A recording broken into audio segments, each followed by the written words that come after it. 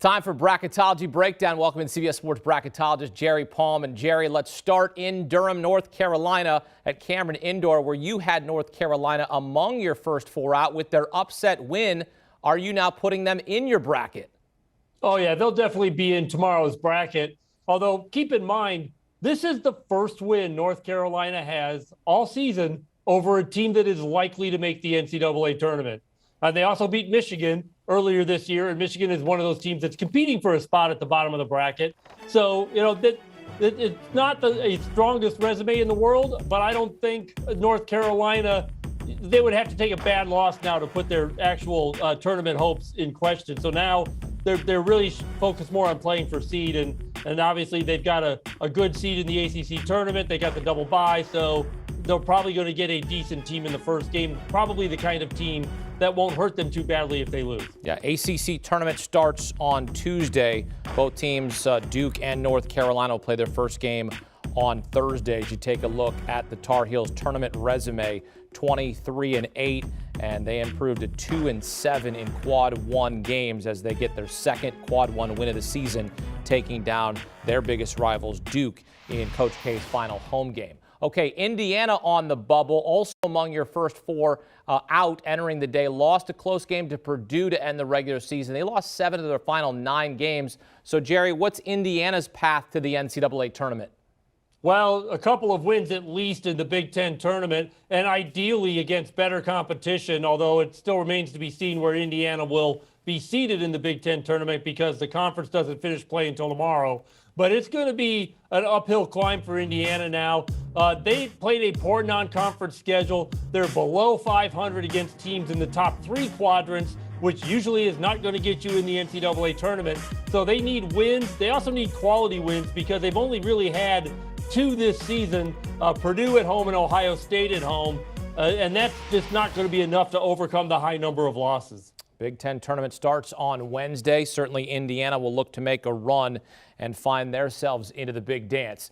You dropped Kansas down to the 2 line after their loss to Baylor. They followed that up with a loss to TCU, then a bounce-back win against the same Texas Christian team. On Saturday, they beat Texas in their regular season finale in overtime. What has to happen for Kansas to jump back on the 1 line as we head into conference tournament week? Well, the easiest thing, as if it were easy, is to win the Big 12 tournament.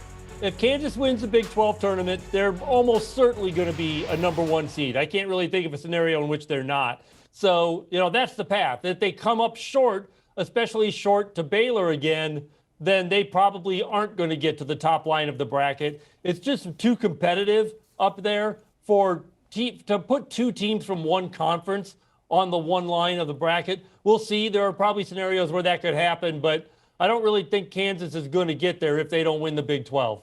All right, fair enough. Sunday marks 1 week from Selection Sunday, one of our favorite days on the calendar, and the final day of the regular season. Jerry, several games with tournament implication. What's the game you'll have your eyes on?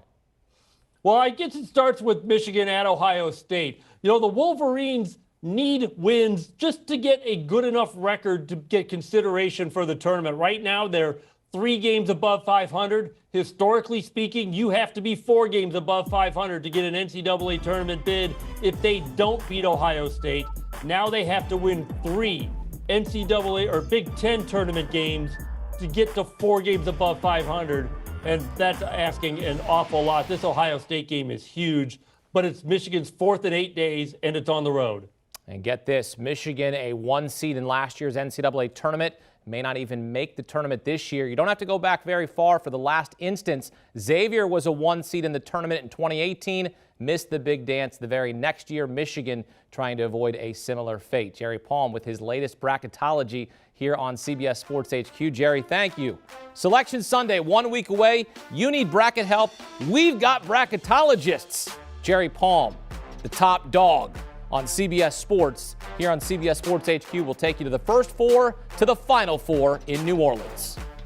Do you want a sports network that delivers everything that matters about the game? The highlights, the picks, the instant analysis, no yelling, no fake debates, no politics. Hit the subscribe button and never miss a moment.